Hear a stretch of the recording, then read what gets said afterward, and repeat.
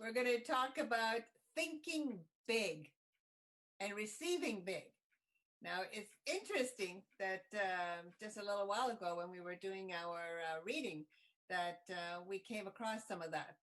So I'm just going to carry on. I'm going to take my main text from James chapter 4, verse 2, which says, "You do not have because you do not ask God." So when it comes to asking, I've got all these questions for you today. So when it comes to asking for something in prayer or in your conversation with God, because that's what prayer is, right? How comfortable are you asking for big things? There's a question. He says, "Ask and see if I will not abundantly bless you." But how do we ask? Like, how do you ask? How do we ask? Do we ask timidly? Fearfully? Maybe you're asking so it doesn't look like you're really, forthcoming. You don't want to be too forthright about it. You don't want to seem too selfish. You don't want to offend anyone by asking, what might seem like it's too big, right? Or too overt. I mean, what will people think if I ask for that in prayer? So what causes you to think that when God himself says, "Ask anything in my name, and I will give it," and we're thinking like that?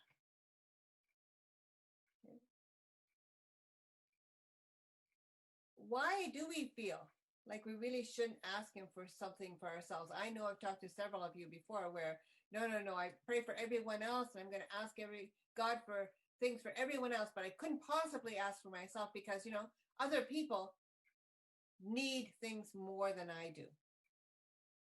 Right? I see some heads nodding there. So that's the way we look at things from the perspective of asking God for things. And we think that, he would prefer to give somebody else something rather than give me something. We underestimate his love for us. We underestimate that. And when we do that, we are really diminishing God's bigness and his greatness and his power and his authority to do abundantly more than we could ever think or imagine. We're diminishing God's power to do that when we refuse to allow him to hear from us about what we need. I think sometimes what we do is we tend to see God as a man who conditionally loves us. When we're good, he'll give us something. If we're bad, he'll take away something. And so we tippy-toe around asking God for things. We don't want to step on his toes.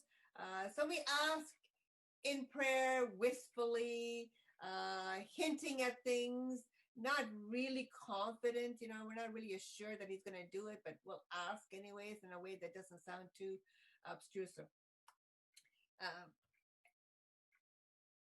Because we don't really maybe believe we are worthy or we deserve it or that he really wants to bless us.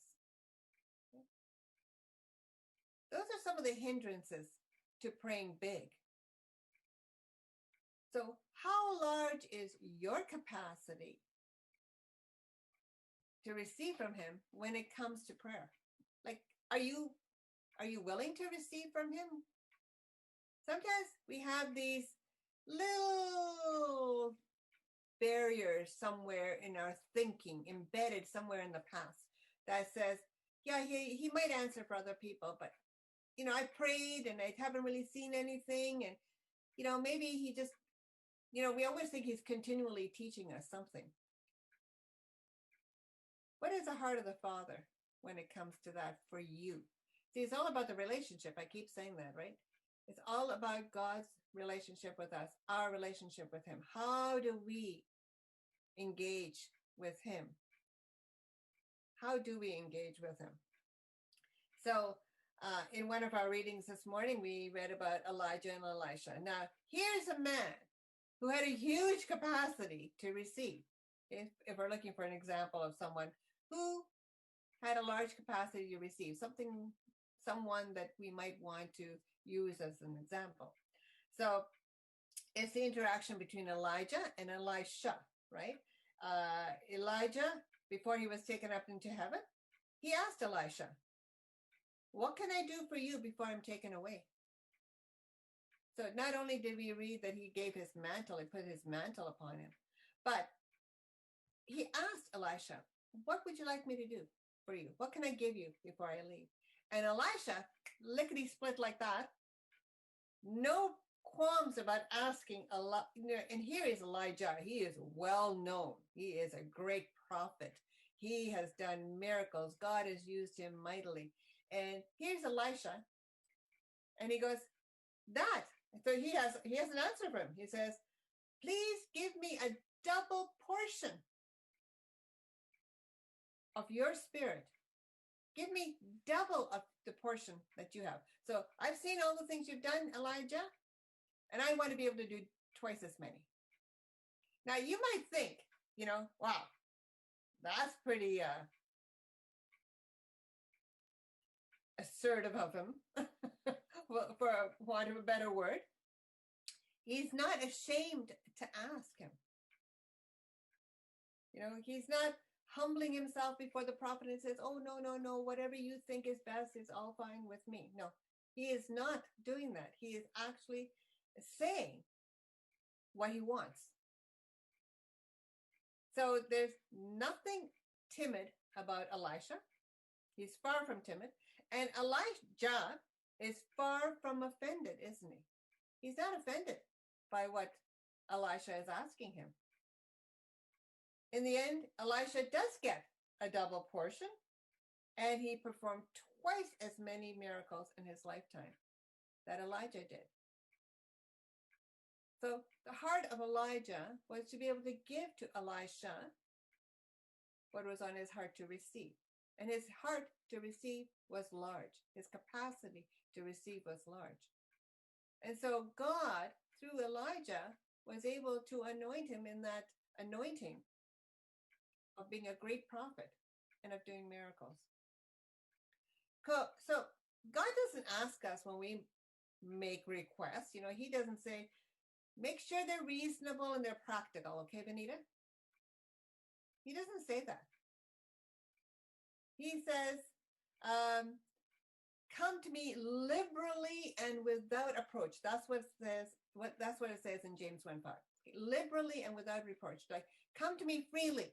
Ask me for anything. Don't think I'm going to negate anything that you ask me. That's the way the Father speaks to us. He says, you can ask me for anything. Ask me. Okay? Because God thinks big. He thinks in technicolor.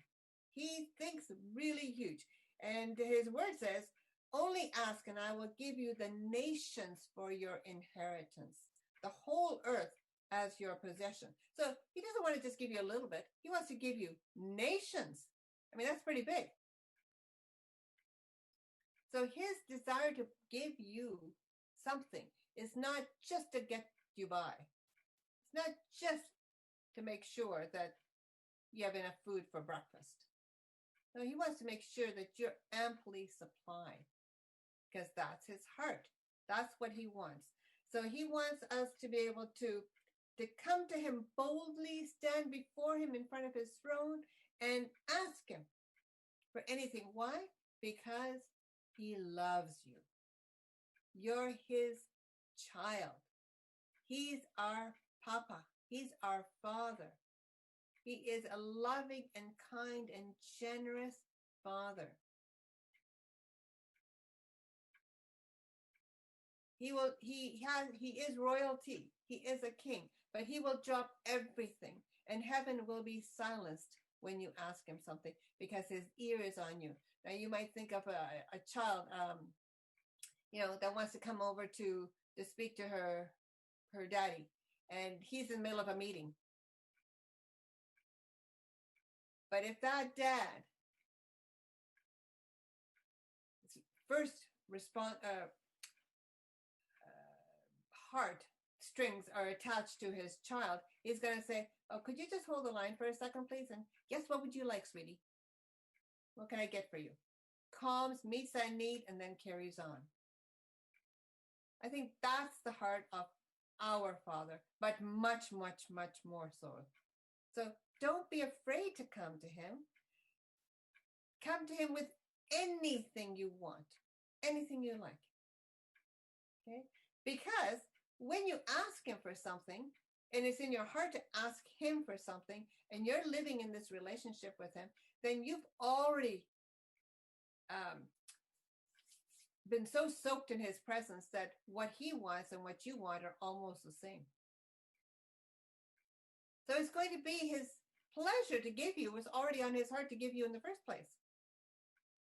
So if you're in a relationship with him and you're walking with him and you're talking with him every single day, all the time, you already know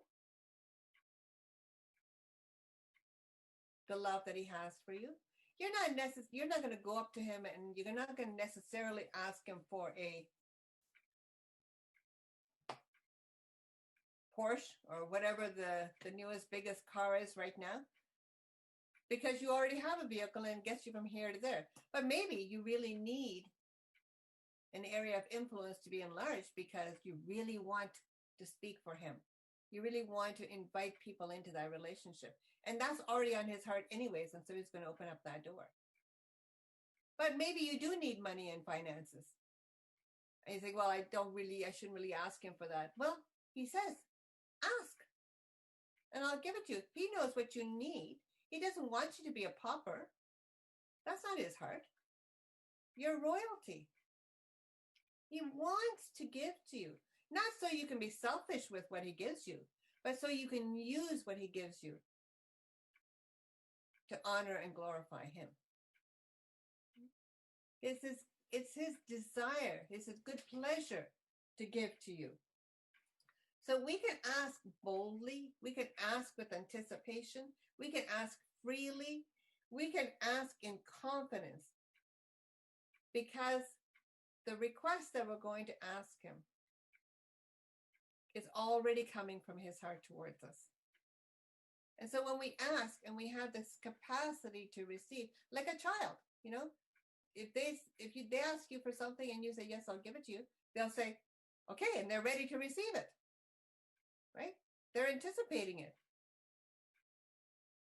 That's what we want to be like. We want to anticipate receiving what he says we can have.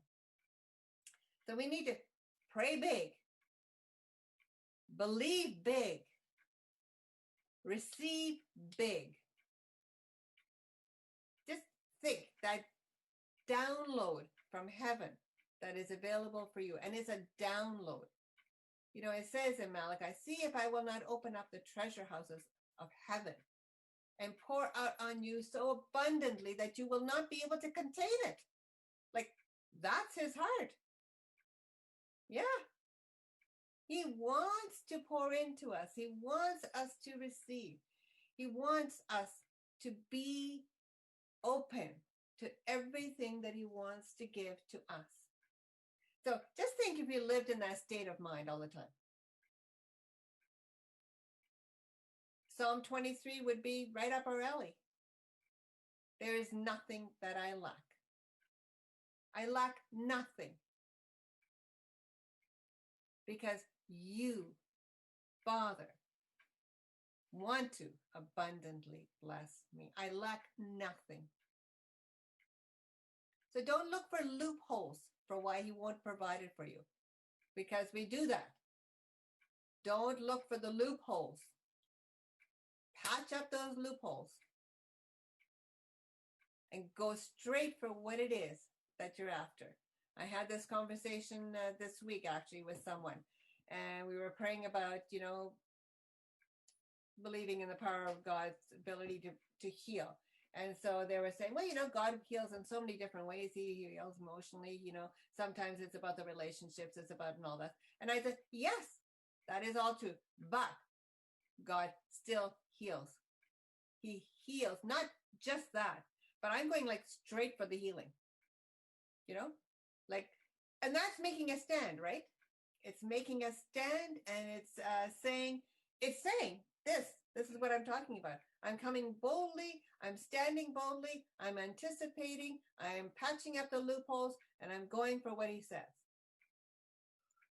So I think we have to think big, and we have to receive big. I used to wonder what that really meant. How do you think big? What's thinking big? Because somebody once told me that in a prophetic conference that I went to, pointed me out and said, you've got to think big. And I thought, yay, but okay, then I thought about it. Well, what does think big mean? What does think big look like? Thinking big means taking off the limitations of God, off of him, taking off the limitations from God so that I can receive it. So if I have limitations on him, he can only do this and this and this, and maybe he'll do that, but I'm not sure. Even though I say so in the word, maybe it's not for me, maybe it's for other people, maybe it's just a learning phase, maybe I just need to go through this to learn, to build character. You can talk yourself into or out of anything. So the idea is, this is what the word says. I'm going to stick to the word, and that's it. Now, that doesn't always mean, right, that it'll work out exactly the way that I thought, but I know it will work out exactly the way it was intended. So his word is truth. I believe in the truth. I'm believing in his word. I'm thinking big. I'm anticipating big. And I'm taking him at his word. He says, see if I will not abundantly pour out treasure houses over you, so much so that you will not be able to contain it. So that to me means joy and peace and healing and restoration and everything else, because that's what's in heaven. So if he's going to open up heaven, these are the things that are going to fall down. His presence even more. But the presence lives inside of us, right? So if the presence lives inside of us, then all those things are available to me. I just need to enlarge my capacity to receive it. So I want to encourage you today to enlarge your capacity to receive by rethinking what you're thinking. Okay. As you love him, as you serve him, as you spend time with him, and as you're obedient to him, he will surely open up the gates of heaven over you. We read about portals and we talk about gates and we talk about all of those, but really in reality it's just opening up heaven over you, and the glory of God comes down, and there is no lack, and provision for everything that you need is totally available to you and to me. So I was reminded as I was thinking about this week of the prayer of Jabez. We looked at the prayer of Jabez before, and the prayer of Jabez is found in 1 Chronicles 4:9-10. And there's in this whole lineage of a list of lineage, there's these two verses about this one particular man out of all the hundreds that are in there. And Jabez says, it says he called on God, on the God of Israel, saying, "O Lord, bless me indeed and expand my territory. Keep your hand on me and keep me from evil, that I may not cause pain." So he's saying, Lord, bless me indeed, like bless me lots. Expand my territory. Why? So he can be a person of influence and bring the goodness of God to other people. So he had a huge capacity to receive as well. When we pray that prayer, we're praying, Lord, make me a witness for you. Let me be a witness of your truth. Let me be an influencer so that I can bless others So it's all about him. When we ask to be blessed, it's really not about us. It's so that we, as we get blessed, we can be a witness to other people. This is what God has done for me. This is how he supplied my need. And if he can do it for me, he can do it for you. He doesn't just love me. He loves you. When we are able to share that heart with other people, we bring encouragement. We bring hope into other people's lives. So if we ask God to expand our territory so that we can be that witness, because as we get blessed, we bless, then what can he possibly withhold from you when you're asking from that heart? There's nothing that he will hold from you. He says, ask and you shall receive. He says, you don't have because you don't ask. So I want to encourage us to rise up in our belief, in our faith for the world. What the world says is impossible, but God says, it's just a delight on my part to give it to you. It's my pleasure to give you the kingdom. That's the kind of relationship we have with God our Father. He is good in all his ways. He wants to bless us. He wants us to be blessed. And he wants us to come to him because he has a relationship with us. And if our relationship is a close relationship, an intimate relationship with him, then no good thing will he withhold from you. And then you get to stand on that word. Not sort of, teeter-tottering, but stand and watch to see what God will do. Because he will surely do something, and it will be for good, because that is his heart for you. So with that, I leave you with the thought of thinking big, asking big, and knowing that for God, nothing is out of limits, out of bounds to grant to you, as you align yourself up with the truth and his nature. So think about that. And I thank you for listening. And I pray that what is of the Lord will just steep right into your spirit and bring you hope and anticipation and encouragement. Thank you.